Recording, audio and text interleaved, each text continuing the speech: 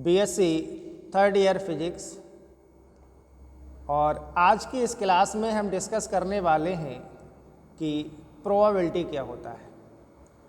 तो देखो, सबसे पहले देखेंगे कि प्रोबेबिलिटी क्या होता है। तो किसी इवेंट्स की प्रोबेबिलिटी इवेंट्स के होने के number of cases and total number of cases के रेशियो के इक्वल होती है।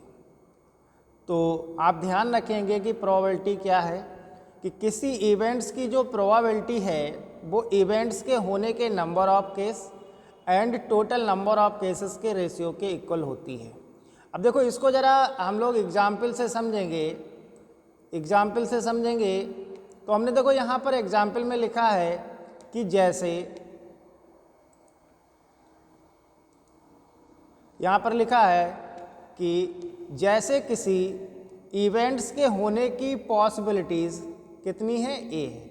अगर किसी इवेंट्स के होने की पॉसिबिलिटीज़ ए है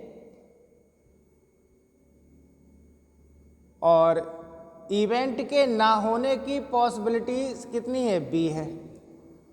आपने क्या कहा कि जैसे किसी इवेंट्स के होने की पॉसिबिलिटीज़ ए है और इवेंट्स के ना होने की पॉसिबिलिटी वी है, तो इवेंट्स के होने की पॉसिबिलिटी क्या होगी, या हम कहें इवेंट्स के होने की प्रोबेबिलिटी क्या होगी। तो इवेंट्स के होने की प्रोबेबिलिटी क्या होगी, ए अपॉन ए प्लस बी। फिर से आप एग्जाम्पल देख लीजिए, क्या कह रहा है कि जैसे किसी इवेंट्स के होने की पॉसिबिलिटी ए है, इवेंट्स के ना होने की पॉसिबिलिटी वी है, तो इवेंट्स के होने की पॉसिबिलिटी क्या होगी। तो इवेंट्स के होने की पॉसिबिलिटी हो जाएगी आपकी ए अपॉन ए प्लस बी। फिर आगे देखेंगे, कह रहा है एंड इवेंट्स के ना होने की प्रोबेबिलिटी क्या होगी। ये तो होने की प्रोबेबिलिटी है ए अपॉन ए प्लस बी, और इवेंट के ना होने की प्रोबेबिलिटी क्या होगी। तो इवेंट के ना होने की प्रोबेबिलिटी होगी बी अपॉन ए प्लस बी। क्योंकि अभी देखो, ऊपर आपने कहा भी था कि इवेंट्स के होने की जो पॉसिबिलिटी है वो ए है और ना होने की पॉसिबिलिटी बी है।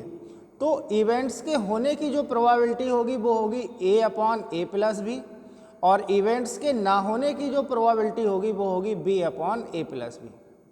तो यहाँ पर ए प्लस बी क्या है, तो देखो यहाँ पर हमने लिखा है कि वेयर ए प्लस बी।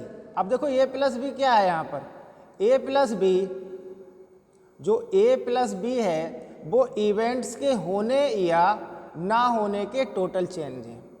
यानी कि ए प्लस बी क्या है, इवेंट्स के होने और ना होने के टोटल चेंज है।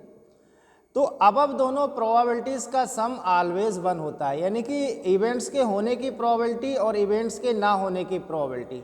तो यही कह रहा है कि अब दोनों प्रोबेबिलिटीज़ का जो सम होगा वो कैसा होता है, ऑलवेज 1 होता है, जबकि इवेंट हो या ना हो। ठीक है, तो आप ध्यान रखेंगे। तो देखो अगले पेज पे देखते हैं।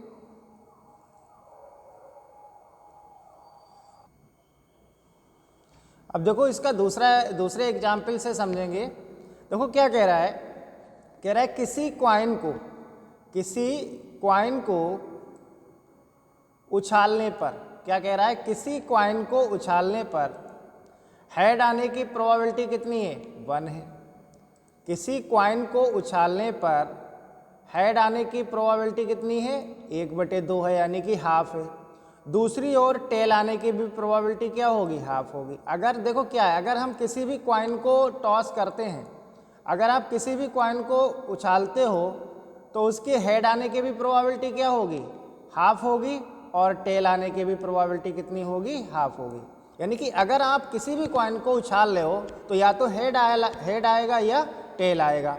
तो हेड आने की भी प्रोबेबिलिटी क्या है, हाफ होती है, और टेल आने की भी प्रोबेबिलिटी कितनी होती है, हाफ होती है। तो हेड व टेल आने की कंबाइंड प्रोबेबिलिटी क्या होगी।